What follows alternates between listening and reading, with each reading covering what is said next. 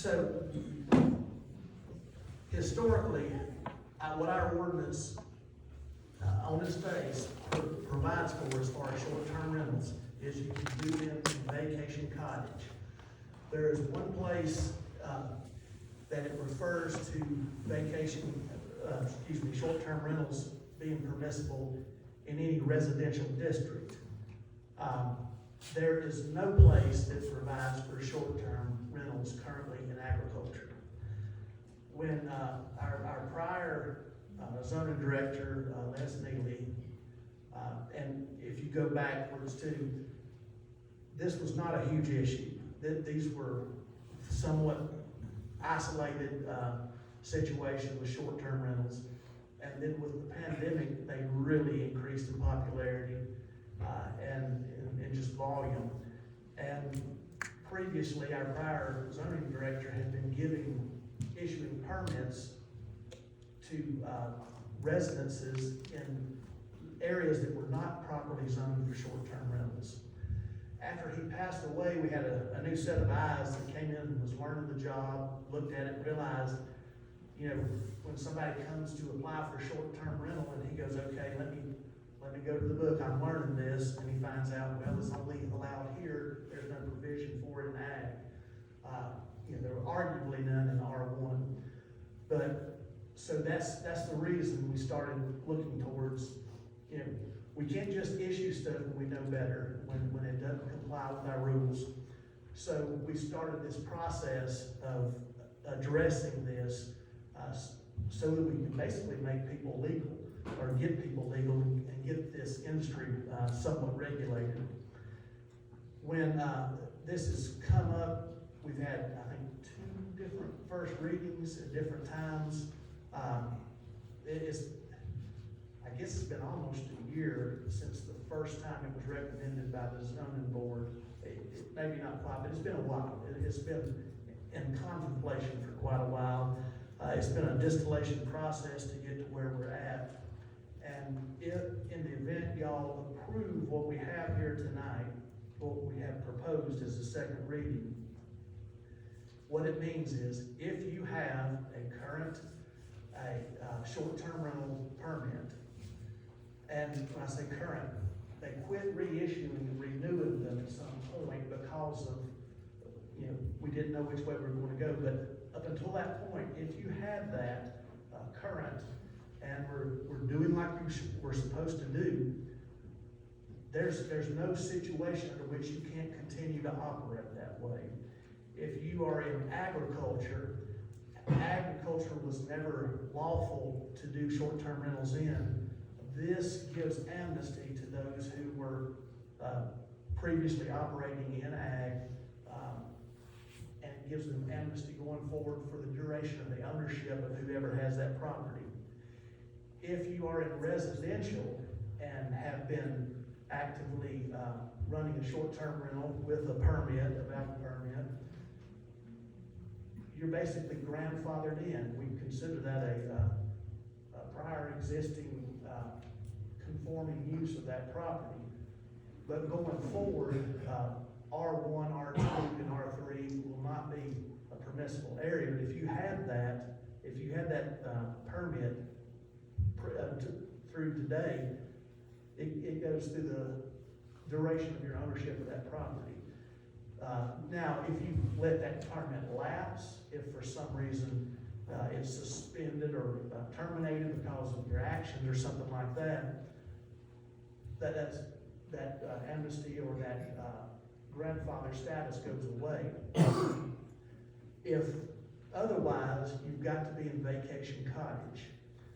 The only thing that has changed from the first reading last month on the 29th of November until today is section 12-269.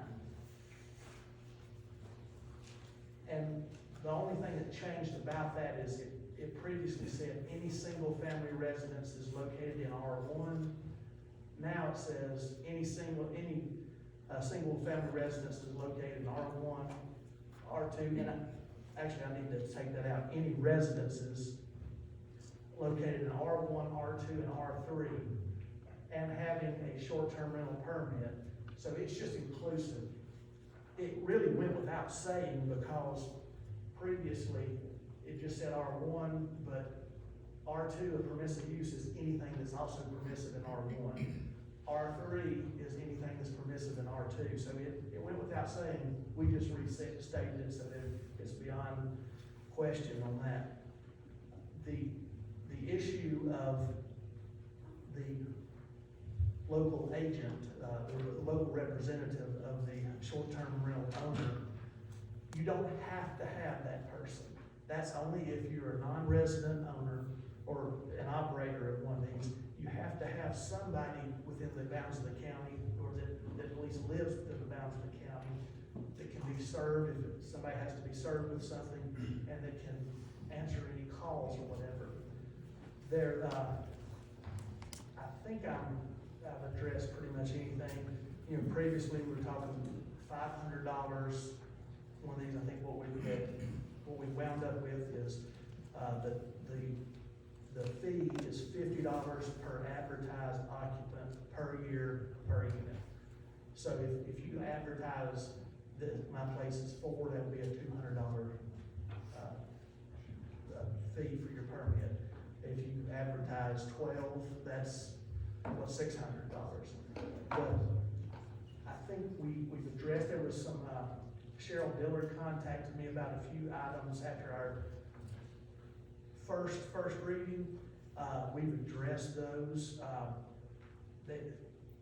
One dealt with even if you're a percentage owner or whatever, we've taken that out.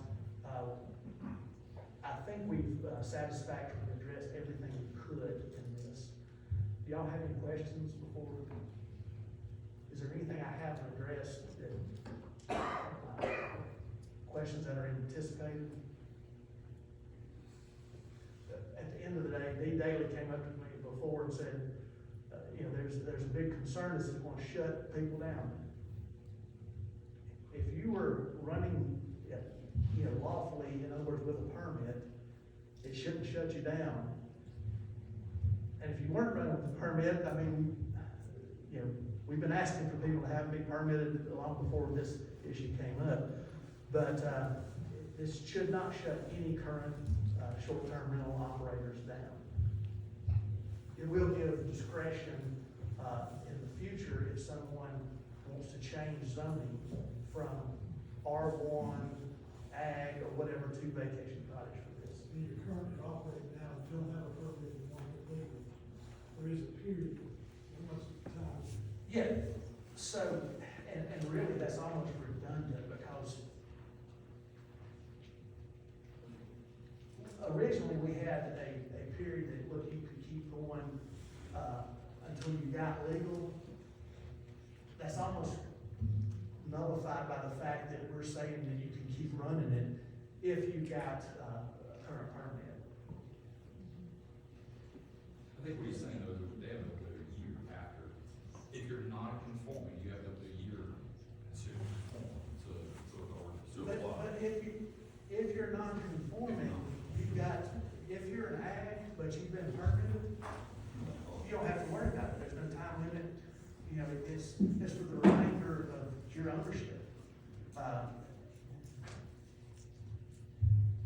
Now there are some that are operating without permits, and I think that does give them time. That's what Yeah, let me find that